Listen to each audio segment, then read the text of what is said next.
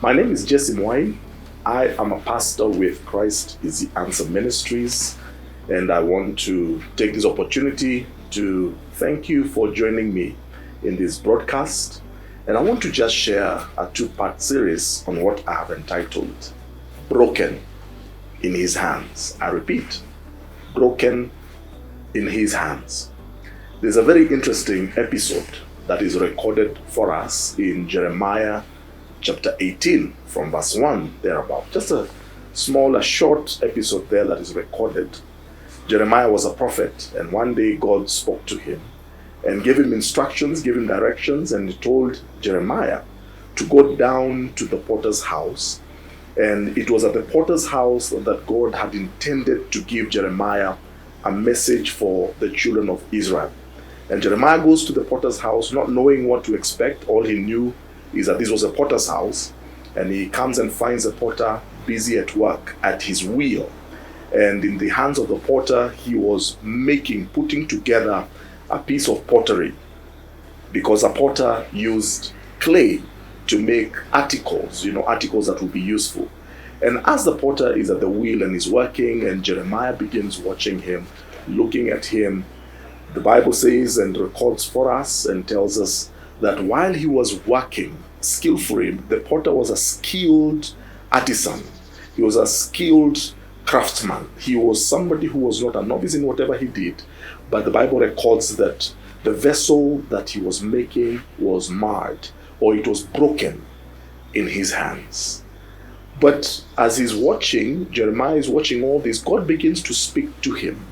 And God begins telling Jeremiah that just in the same way that the clay is in the hand of the potter, that in the same way God's people, we as God's people, are actually in the hands of our God. He is the potter, we are the clay. Actually, in other places in the Bible uses that analogy to tell us that our God is the potter and He is the clay.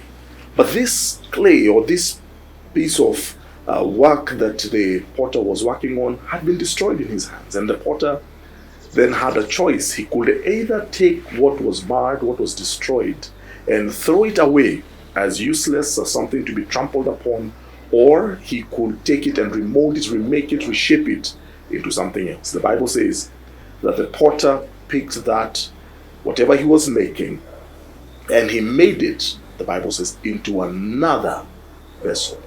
So look at the progression. He begins working on something skillfully. It is marred, it is broken in his hands.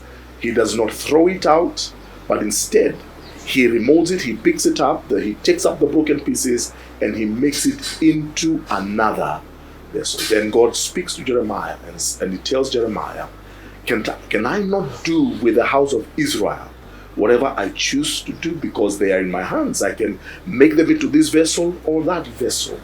And Jeremiah is watching this, and I can imagine God is speaking to him and giving him this message for his people. But this word was not just for the nation of Israel at that particular time. It is my word, it is your word.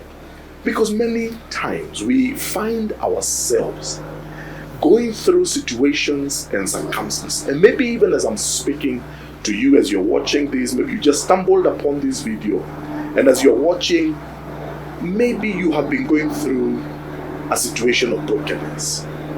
Maybe you have gone through some things that have left you broken. They have left you on the floor. They have floored you, literally. Maybe you are right in the middle of one situation or the other, and that situation has threatened you. It has threatened your comfort. It has threatened your well-being. And maybe there's somebody who is also there. Maybe you're also in a situation where you actually are almost despairing to everything, because you've gone through something that completely broke you. Maybe for somebody who was married, maybe it has been a broken marriage. Your marriage just collapsed. One mistake or the other happened, and maybe the marriage collapsed. Or maybe it's a business that collapsed. Maybe you have gone to a doctor recently, and they gave you information that left you crushed. Or maybe it's your child, and maybe things have gone haywire and your child has become rebellious and you feel broken.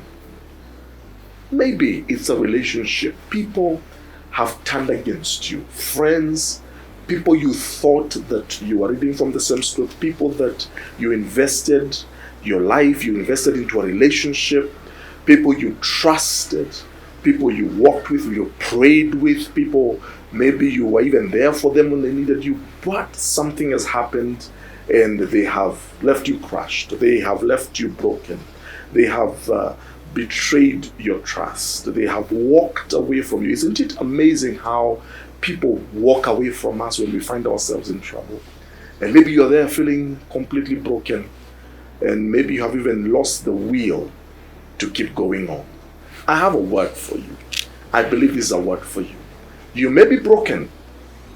There's no doubt about it. Maybe your life is broken right now.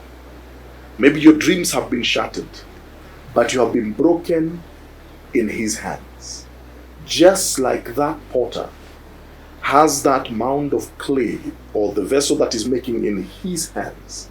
The vessel that Jeremiah was watching was destroyed, was broken in the potter's hands. You are in the hands not of the enemy, not of your friends. You're not in the hands of your neighbors. You're not in the hands of even your family. You're not even in the hands of your spouse. You're not in the hands of your parents. You're not in the hands of those who betrayed you. You are in the hands of the potter. And here is the good news. I know it is faithful. I know you are heartbroken. I know you are feeling shattered. I know you're feeling you cannot go on. But I tell you this, our potter, our God in heaven, He is more than able to pick up the broken pieces and put you together again and make you into another vessel. And I tell you this, that's exactly what He is doing in your life. He is picking up those broken pieces. I know, especially when we have been shattered, when we have been broken, it is difficult to believe that anything good can come out of that situation. But I remind you, He is the potter, but you and I are the clay. He can do with us whatever He wants to do with us. He is making you into another vessel. Whoever needs to walk away from you, let them walk. Whoever betrayed you, let them go. Forgive them, but let them go. Whatever may have escaped you, whatever things you are trying to hold on to, but maybe they have slipped out of your hands, let them go. Because He has a better plan for your life. I am a living witness. I can tell you that. And I can look back in my own life at the many situations I've had to go through, the many broken promises, the broken dreams, the betrayals I have had to endure as a person. Sometimes you go through these things not because you did anything wrong, not because you're being punished for sinning, but simply because you are in the hands of the potter and He's making you into another vessel. I tell you, my friend, the future is bright. He's making you into another vessel. He has good plans for you. It is still in Jeremiah. The Bible tells us a word to God's people and a word to you. I know the plans that I have for you. Plans for good and not of evil. Plans to give you a future and an expected end. He has good plans for your life. He is about to come into your life and through for you in a big way. The ones who laughed at you will be put to shame. The ones who attacked you will be disarmed. The enemy will be put to shame, but you will be elevated. Let's continue this conversation. And I want to, in our next episode, I'll be sharing something that I found a piece of art that I discovered, a Japanese work of art that I believe really gels together in this story, especially as it begins to tell your story and my story. But you have to join me next week. God bless you. You have been watching CITAM Church Online. My name is Mwai. I'm a pastor, and I would like to hear from you. We would like to hear from you. We're here in the CITAM Church Online, in this wonderful community. Please get in touch with us. If you want prayer, need prayer, get in touch with us. If you need a word of instruction, maybe you have a question, please get in touch with us. We are on Facebook. We are also on Instagram. We are on Twitter. But there's also, I'm sure, there's a phone number that will be storing right there on your screen.